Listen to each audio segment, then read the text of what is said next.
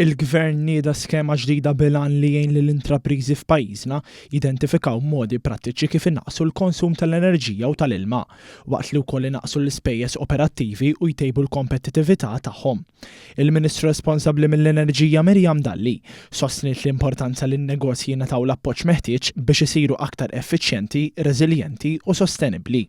L-iskema toffri żewġ tipi ta' appoġġ mfasslin għall-intrapriżi b'livelli differenti ta' konsum tal-enerġija.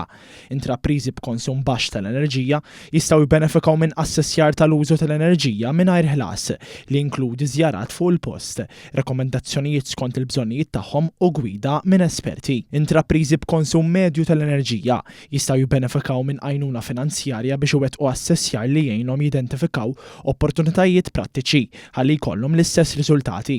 L-iskema hi miftuħa l-intrapriżi reġistrati mal-Malta Business Registry u għal dawk self-employed b'numru tal-VAT validu. Il-kap eżekuttiv tal-Aġenzija għall-Enerġija u l-Ilma l-Inġinier Sandro Lawri qal l-iskema tirrifletti l-impenn nazzjonali biex l-intrapriżi jieħdu deċiżjonijiet informati dwar l-effiċjenza fl-enerġija u fl-ilma.